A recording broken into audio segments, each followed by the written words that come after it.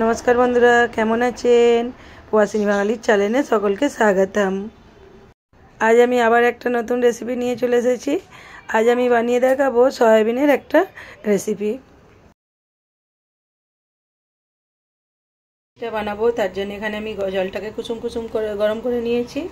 নিয়ে এবার এতে একটু নুন দিয়ে দেব।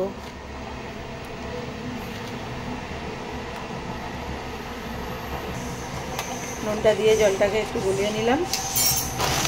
আর এখানে আমি সয়াবিন নিয়েছি, প্যাকেট সয়াবিন, এটা 200 গ্রাম আছে।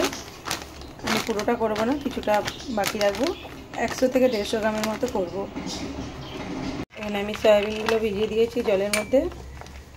এগুলো একটু ভিজিয়ে নেব প্রথমে, আর এখানে কিছুটা রেখে দিয়েছি। সয়াবিনটা ততক্ষণ ভিজুক, আমি ততক্ষণ সবজিগুলো কেটে নেব এতে যা যা লাগবে। সয়াবিনটা আমি 5 মিনিট ভিজিয়ে রেখেছিলাম, সয়াবিনটা ভিজে গেছে। সয়াবিনটা থেকে আমি জলটা নিচড়ে নেব, নিয়ে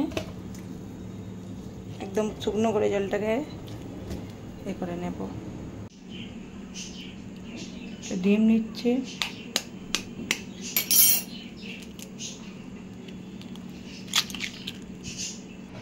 আর সয়াবিনের মধ্যে নিয়ে নেব আধা চামচ পরিমাণ হলুদ, আধা চামচ পরিমাণ লঙ্কার গুঁড়ো, আর সয়াবিনের মধ্যে আমি দিয়ে দিচ্ছি পরিমাণ মতো নুন, আর দিয়ে দিচ্ছি ছোটো চামচের আধা চামচ গোলমরিচের গুঁড়ো। গোলমরিচের গুঁড়োটা দিলে একটু ঝাল ঝাল হবে, তাই আমি গোলমরিচের গুঁড়ো দিয়ে দিলাম। আর আমি দিয়ে দিলাম জিরের গুঁড়ো আধা চামচ, আর দিয়ে দিলাম আধা চামচ ধনিয়ার গুঁড়ো, আর দিয়ে দেবো এতে আমি পরিমাণ মতো কর্নফ্লাওয়ার। আর কর্নফ্লাওয়ারটা দিয়ে সব কিছু দিয়ে আমি মিক্স করে নেব। আর কর্নফ্লাওয়ারটা আমি এখানে দিচ্ছি 3 চামচ মতো, খুব বেশি দেব না। আর বড় চামচের 3 চামচ নিয়েছি। সব কিছু দিয়ে আমি ভালো করে মিক্স করে নেব। আর এটাকে ম্যারিনেট করে আমি 15 মিনিট মতো রেখে দেবো রেস্ট করার জন্য। আর এখানে দেখুন ডিম দিয়ে সব কিছু দিয়ে আমার সয়াবিনটা ম্যারিনেট করা হয়ে গেছে। এটাকে আমি রেস্ট করতে দেব।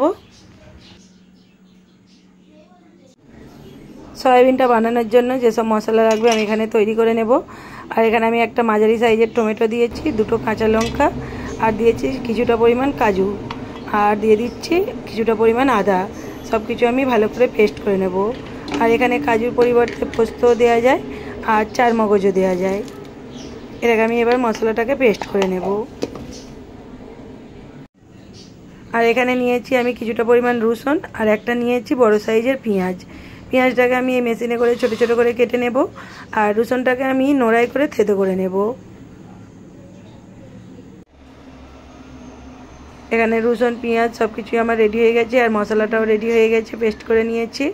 আর এখানে সয়াবিনটা তো আমি আধা ঘন্টা ম্যারিনেট করে রেখে দিয়েছিলাম। এবার এটাকে আমি ফ্রাই করে নেব। কড়াই বসিয়ে দিয়েছি, কড়াইতে তেল দিয়ে দেব। তেল দিয়ে তেলটাকে ভালো করে আগে গরম করে নেব।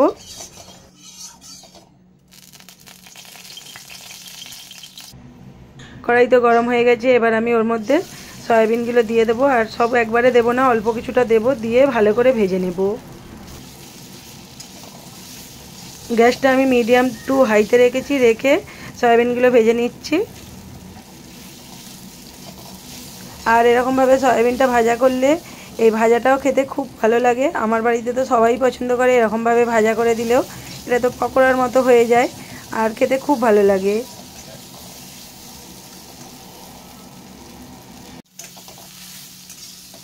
সয়াবিনগুলো আমি বেশ কিছুক্ষণ ধরে ভালো করে ভেজে নিচ্ছি। আর দেখুন সয়াবিনগুলো অনেকটাই ভাজা হয়ে এসেছে।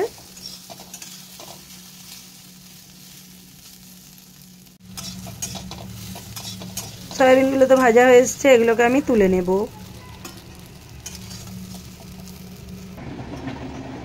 সয়াবিনগুলো আমি তুলে নিয়েছি। আবারও কড়াইতে অল্প তেল দিয়ে দিয়েছি, দিয়ে বাকি যে সয়াবিনগুলো আছে ওগুলোকেও আমি ভালো করে ভেজে নেব।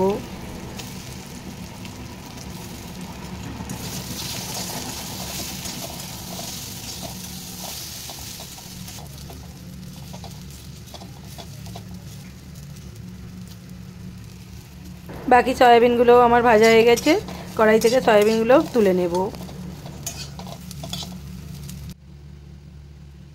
সয়াবিনগুলো আমি ভেজে তুলে নিয়েছি। আর এখানে ফোড়নের জন্য নিয়েছি 2টো এলাচ, একটু দারুচিনি, 2টো শুকনো লঙ্কা, তেজপাতা আর জিরে। আর এখানে আমি কড়াইতে সর্ষের তেল দিয়ে দিয়েছি। তেলটা গরম হয়ে গেছে, এবার আমি ফোড়নগুলো সব দিয়ে নেব।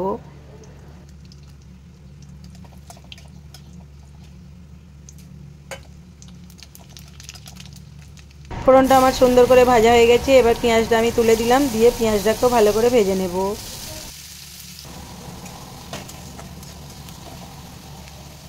পেঁয়াজটা যাতে তাড়াতাড়ি ভাজা হয়ে যায় তার জন্য এখানে অল্প কিছুটা নুন দিয়ে দেব, দিয়ে পেঁয়াজটাকে ব্রাউন করে ভেজে নেব।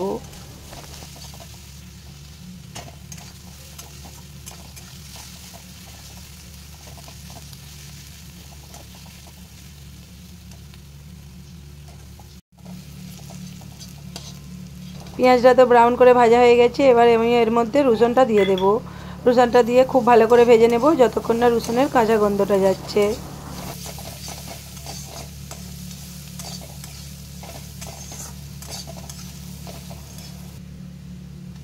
রসুনটা খুব ভালো করে ভাজা হয়ে গেছে, রসুন থেকে একটা খুব সুন্দর খুশবু বেরিয়েছে। এবার আমি যে মশলাটা পেস্ট করেছিলাম ওর মধ্যে দিয়ে নেব। মশলার পেস্টটা তুলে দিয়েছি। এবার আমি এর মধ্যে পরিমাণ মতো হলুদ, পরিমাণ মতো লঙ্কার গুঁড়ো, আর যেহেতু আমি গোলমরিচের গুঁড়ো তো দিয়েছিলাম, শুকনো লঙ্কা ফোড়নে দিয়েছি, তাই অল্প কিছুটা লঙ্কার গুঁড়ো দিলাম। আর দিয়ে দিলাম অল্প একটু চিনি, দিয়ে মশলাটাকে আমি ভালো করে কষিয়ে নেব।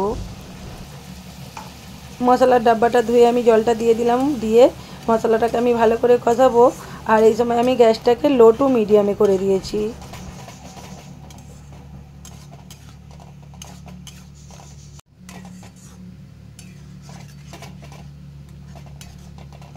মশলাটা আমি খুব ভালো করে কষাবো যতক্ষণ না তেল ছাড়ছে। আর মশলাটাকে আমি ঢাকন দিয়ে কষাবো। আর মশলাটা আমি সমানে নাড়তে থাকছি যাতে না নিচে বসে যায়।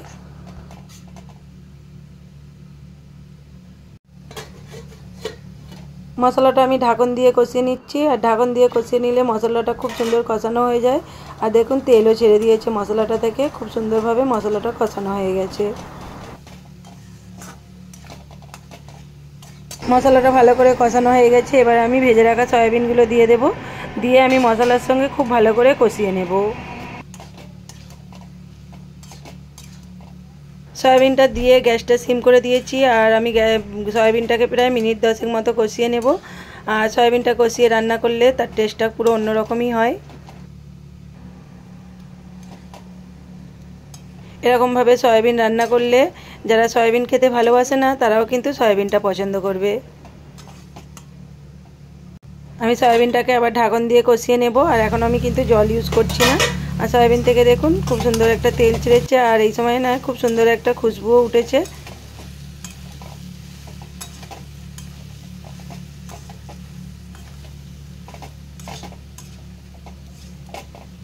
সয়াবিনটা তো ঢাকন দিয়ে কিছুক্ষণ কষালাম। এবার আমি ওতে অল্প জল দেব, দিয়ে আবারও ভালো করে সয়াবিনটাকে কষাবো।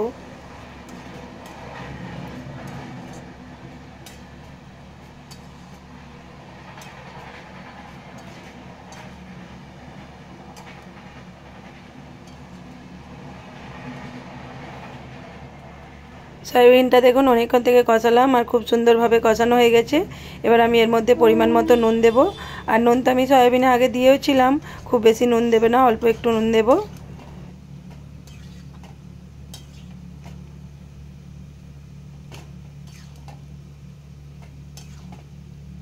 নুন দিয়ে সয়াবিনটা আবারও আমি কিছুক্ষণ কষিয়ে নেব। আর সয়াবিনটা আমার তো কষাতে কষাতেই হয়ে যাবে।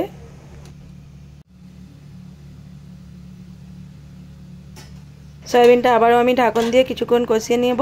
আর দেখুন ঢাকন দিয়ে কষিয়ে নিয়েছি, সয়াবিন থেকে তেল ছেড়েছে, খুব সুন্দরভাবে সয়াবিনটা কষানো হয়ে গেছে। আর দেখতেও খুব সুন্দর লাগছে, কালারটা খুব সুন্দর এসছে।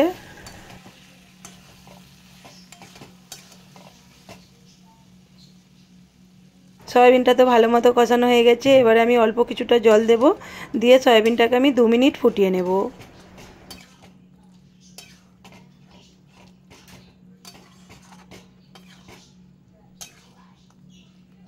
সয়াবিনটা তো আমার হয়ে গেছে। আর এরকমভাবে যে সয়াবিন বানালাম, আপনাদের যদি এই রেসিপিটা ভালো লাগে একবার বাড়িতে ট্রাই করে দেখতে পারেন, আশা করছি ভালো লাগবে।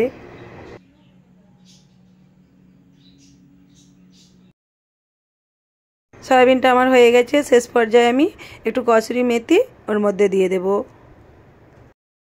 কসুরি মেথিটা দিয়ে আমি এবার গ্যাসটাকে অফ করে দেব। দিয়ে আমি সয়াবিনটা কড়াই থেকে নামিয়ে নেব। আর এরকমভাবে সয়াবিন বানালে ভাত, রুটি, পরোটা সব কিছুর সঙ্গে খুব সুন্দর লাগে। এটা মাংসের থেকে কোনো অংশে কম লাগে না। আমার তো খুব ভালো লাগে, যেহেতু আমি সয়াবিন পছন্দ করি। যারা পছন্দ করে তাদের তো ভালো লাগবে, আর যারা পছন্দ করে না তারাও কিন্তু এই সয়াবিনটা পছন্দ করবে। সয়াবিনটা দেখুন আমার পুরো কমপ্লিট হয়ে গেছে, আর কালারটাও দেখুন খুব সুন্দর এসছে।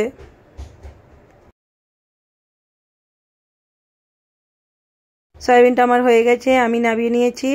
আর আপনাদের কেমন লাগলো আমার আজকের রেসিপি? যদি ভালো লাগে বাড়িতে একবার ট্রাই করবেন। আর আজকের রেসিপিটা যদি ভালো লাগে একটা করে লাইক কমেন্ট করে দেবেন। সকলে ভালো থাকবেন, সুস্থ থাকবেন, সাবধানে থাকবেন। আবার দেখা হবে নতুন একটা ব্লগ ভিডিও নয়তো নতুন একটা রেসিপির সঙ্গে। সকলকে শুভরাত্রি।